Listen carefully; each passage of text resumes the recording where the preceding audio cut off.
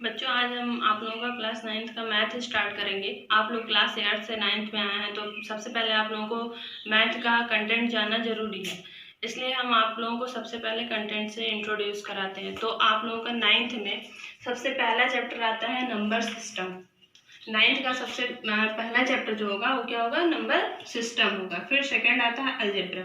Algebra में हमारे 3 part होते हैं। पहला क्या होता है, पॉलिनोमियल्स होता है। दूसरा फैक्टराइजेशन ऑफ पॉलिनोमियल्स होता है। थर्ड होता है लीनियर इक्वेशंस इन 2 वेरिएबल। आप लोग 1 वेरिएबल का पढ़ चुके हैं क्लास 8th में। फिर उसके बाद आता है कोऑर्डिनेट ज्योमेट्री, जो हमारा थर्ड चैप्टर होगा। कोऑर्डिनेट ज्योमेट्री के बाद आता है ज्योमेट्री। ज्योमेट्री में हम पढ़ेंगे इंट्रोडक्शन ऑफ यूक्लिड्स ज्योमेट्री। फिर उसके बाद लाइंस एंड एंगल्स है, फिर ट्रायंगल्स है, फिर congruence of triangles and inequalities of A triangles है। फिर उसके बाद आता है सर्कल। फिर उसके बाद लास्ट आएगा इसमें ज्योमेट्रिकल कंस्ट्रक्शन आएगा। फिर आप 5th चैप्टर होगा मेंसुरेशन। मेंसुरेशन में क्या आता है, area of triangles and quadrilaterals रहेगा, और सेकंड रहेगा volume and surface area of solids रहेगा। फिर उसके बाद आप लोगों का आता है 6th चैप्टर। 6th चैप्टर हमारा होगा स्टैटिक्स एंड प्रोबेबिलिटी। उसके बाद उसमें आएंगे कई सारे पार्ट, और उसमें पहला पार्ट रहेगा presentation of data in tabular form. फिर उसके बाद सेकेंड चैप्टर होगा bar graph, histogram and frequency polygon रहेगा। फिर उसके बाद आएगा इसमें लास्ट चैप्टर प्रोबेबिलिटी। बच्चों, हम लोग सबसे पहले कौन सा चैप्टर स्टार्ट करेंगे, फर्स्ट चैप्टर, जो कि क्या है हमारा नंबर सिस्टम। नंबर सिस्टम में सबसे पहले स्टार्ट करने से पहले हमें जानना होगा कि नंबर लाइन क्या होता है, नंबर हमारे कैसे अरेंज होते हैं, कैसे कैसे होते हैं। तो सबसे पहले हम बनाएंगे एक नंबर लाइन। नंबर लाइन हमारी, नंबर कहाँ से स्टार्ट होते हैं, -इनफाइनाइट टू +इनफाइनाइट हमारा होता है।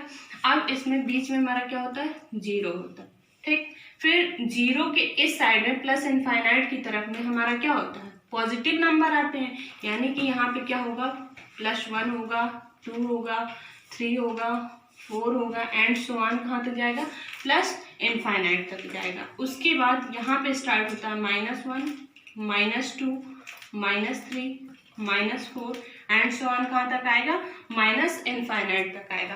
अब जब हम नंबर को काउंटिंग करना, किसी चीज़ को जब काउंट करना होता है, तो हम कहाँ से स्टार्ट करते हैं। कभी भी हम काउंटिंग जैसे 1 हो गया, 1/2 हो गया, 1/3 हो गया, इस फॉर्म में हम नहीं काउंट करते हैं। हम जब भी नंबर को काउंट करते हैं तो 1, 2, 3, 4 ऐसे काउंट करते हैं। यानी कि 1 से 1, 2, 3, 4 एंड सो ऑन इनफाइनाइट तक हमारी क्या हो गई, काउंटिंग नंबर हो गई। 0 हमारी काउंटिंग नंबर में नहीं आती है, 0 से हम काउंट नहीं करते हैं। अब हमको सबसे पहले, अब जैसे यहाँ पे हो गया काउंटिंग नंबर, इधर हमारे पॉजिटिव वाले नंबर है, फिर इधर हमारे निगेटिव वाले नंबर है, बीच में हमारा क्या है, 0 है। तो जितने भी काउंटिंग नंबर इधर आ रहे हैं, फिर 0 माइनस से लेके इधर जितने भी आ रहे हैं, अगर इन सबको हम ऐड कर लें, यानी कि माइनस वाले नंबर जो हो गए या प्लस वाले नंबर जो हो गए, वो हमारे क्या हो गए, इंटीजर। इन सारे नंबर्स को ऐड करके हम इसको क्या बोल सकते हैं, इंटीजर बोल सकते हैं। फिर उसके बाद हमारा, अगर हम काउंटिंग नंबर और 0 को इंक्लूड कर ले तो हमारा क्या बन जाता है, होल नंबर बन जाता है। और 1 से लेके इनफाइनाइट तक जितनी भी काउंटिंग नंबर होती हैं वो हमारी क्या होती हैं, नेचुरल नंबर होती हैं। बच्चों, हम आप लोगों को बता दिए कि नंबर सिस्टम में नंबर्स क्या होते हैं, कौन कौन से नंबर्स होते हैं, नेचुरल नंबर होते हैं, होल नंबर होते हैं, इंटीजर होते हैं।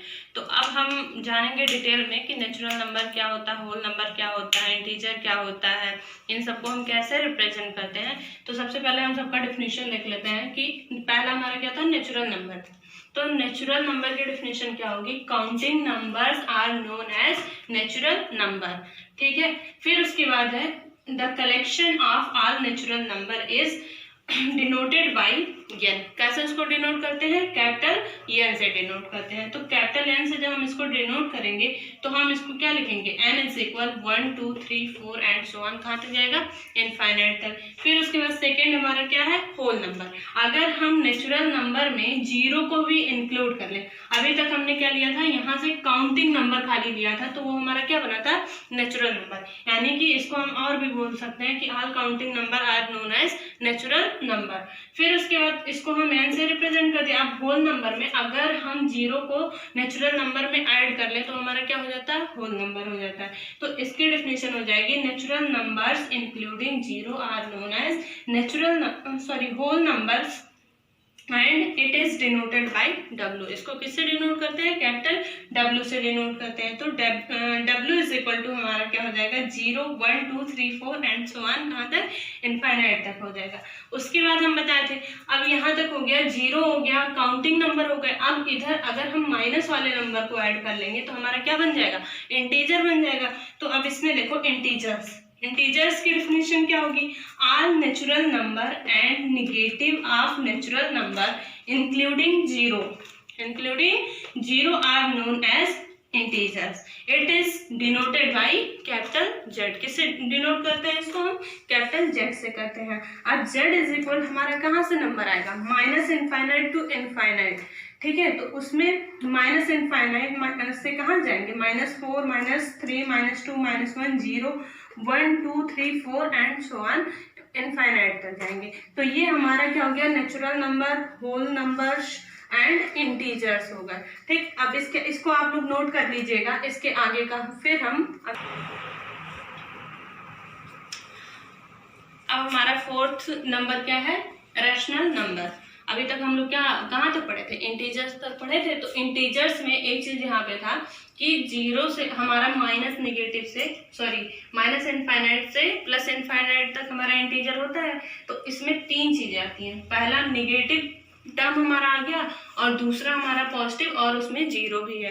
तो जो पॉजिटिव नंबर होंगे उसको हम बोलेंगे पॉजिटिव इंटीजर, उसको हम क्या बोलेंगे, पॉजिटिव इंटीजर। और इधर वाले को हम बोलेंगे नेगेटिव इंटीजर। और ये हमारा 0 सिंपल, ना तो ये पॉजिटिव है और ना तो ये नेगेटिव इंटीजर है, यानी कि जितने भी काउंटिंग इधर प्लस वाले हैं ये क्या हो जाएंगे, पॉजिटिव इंटीजर हो जाएंगे, नेगेटिव वाले हमारे नेगेटिव इंटीजर हो जाएंगे और 0 हमारे ऐसे ही रहेंगे। यानी कि इंटीजर में हमारी 3 चीजें आती हैं, पॉजिटिव इंटीजर, नेगेटिव इंटीजर और 0 आता है। उसके बाद आता है रैशनल नंबर्स।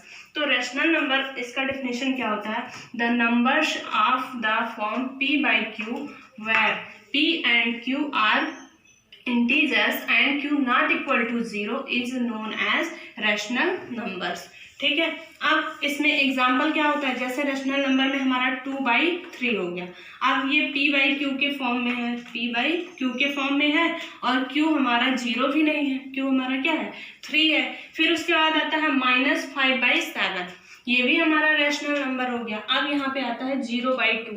अगर हम 0 में किसी चीज से डिवाइड करेंगे तो हमको क्या मिलेगा, 0 ही मिलेगा। यानी हम 0/2 को भी हम रैशनल नंबर कह सकते हैं। लेकिन अगर 2/0 लिखेंगे तो ये हमारा रैशनल नंबर नहीं हो सकता, क्योंकि इसका वैल्यू आ जाएगा इनफाइनाइट। तो इनफाइनाइट यानी कि ये अनडिफाइंड है, इसको हम डिफाइन ही नहीं कर सकते, इसका कोई वैल्यू ही नहीं हो सकता।